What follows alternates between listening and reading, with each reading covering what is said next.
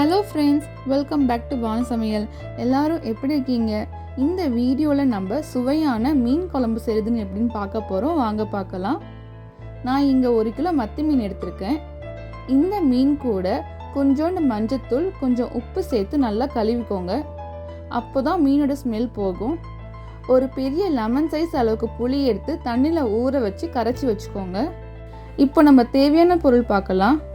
ஒரு 40 சின்ன வெங்காயத்தை உரிச்சிக்கோங்க. அதில் பாதி வெங்காயத்தை கட் பண்ணிக்கோங்க, பாதி வெங்காயம் மசாலாக்கு வச்சுக்கோங்க. உங்களுக்கு வேணும்னா நீங்கள் பெரிய வெங்காயம் கூட சேர்த்துக்கலாம். ஆனால் மீன் குழம்புக்கு சின்ன வெங்காயம் யூஸ் பண்ணால் தான் நல்லா டேஸ்ட்டாக இருக்கும்.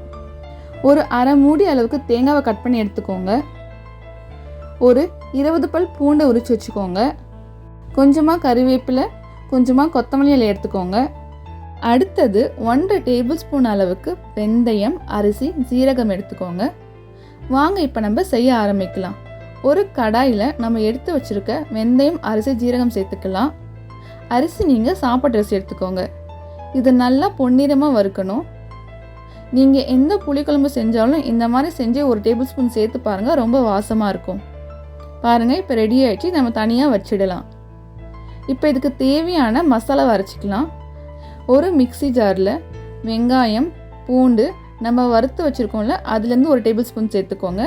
கூட கொத்தமல்லியில் சேர்த்து நல்லா அரைச்சி தனியாக வச்சுக்கோங்க. வாங்க இப்போ நம்ம குழம்பு செய்ய ஆரம்பிக்கலாம். ஒரு பாத்திரத்தில் 6 டேபிள் ஸ்பூன் அளவுக்கு கடலெண்ணெய் சேர்த்துக்கோங்க.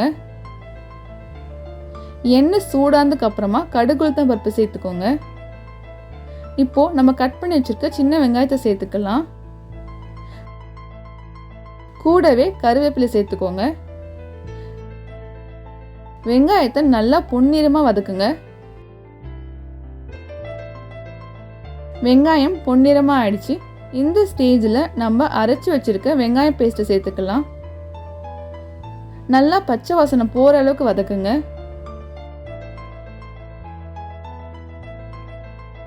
மிக்ஸி ஜாரில் தண்ணி கொஞ்சமாக சேர்த்து அதை ஊற்றிக்கோங்க. இப்போது இதுக்கு தேவையான மசாலா தூளை சேர்த்துக்கலாம். 1 டீஸ்பூன் மஞ்சத்தூள், 2 டேபிள் ஸ்பூன் மிளகாய்த்தூள், 2 டேபிள் ஸ்பூன் கொத்தமல்லி தூள் சேர்த்துக்கோங்க. உங்களுக்கு காரம் வேணும்னா இன்னொரு டேபிள் ஸ்பூன் எக்ஸ்ட்ரா மிளகாய்த்தூள் சேர்த்துக்கோங்க.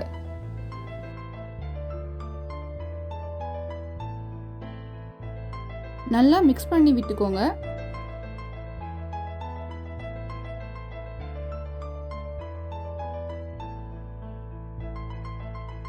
இப்போது நம்ம தேங்காய் பேஸ்ட் அரைச்சிக்கலாம். ஒரு மிக்ஸி ஜாரில் தேங்காய், 2 தக்காளி சேர்த்து அரைச்சி தனியாக வச்சுக்கோங்க. ஒரு 5 நிமிஷம் ஆனதுக்கு அப்புறமா நம்ம கரைச்சி வச்சிருக்க புளி தண்ணியை சேர்த்துக்கலாம். இப்போ தேவையான அளவு உப்பு சேர்த்துக்கோங்க. இப்போ நம்ம அரைச்சி வச்சிருக்க தேங்காய், தக்காளி பேஸ்ட் சேர்த்துக்கலாம். தேவையான அளவு தண்ணியை சேர்த்துட்டு குழம்பு நல்லா கொதிக்க விடுங்க. ஒரு 10 நிமிஷம் நல்லா கொதிக்கட்டும்.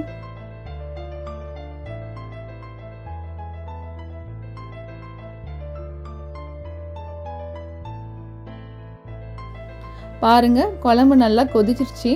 இந்த ஸ்டேஜில் நம்ம அனலை கம்மியாக வச்சுட்டு மீனை சேர்த்துக்கலாம்.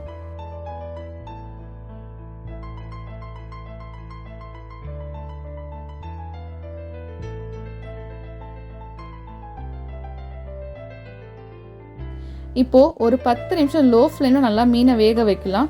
ரொம்ப நேரம் வேக வைக்காதீங்க, ஒரு 10 நிமிஷம் வெந்தால் போதும். ஒரு 10 நிமிஷம் ஆனதுக்கப்புறமா அடுப்பை ஆஃப் பண்ணிவிட்டு குழம்பு சாப்பிட்டு பாருங்கள். சாப்பிட்டு பார்த்துட்டு எப்படி இருக்குங்கிறத கமெண்ட் பாக்ஸில் கமெண்ட் பண்ணுங்கள். இந்த வீடியோ உங்களுக்கு பிடிச்சிருந்தா லைக் பண்ணுங்கள், கமெண்ட் பண்ணுங்கள், ஷேர் பண்ணுங்கள். மறக்காமல் என்னோடய சேனலை சப்ஸ்கிரைப் பண்ணுங்கள்.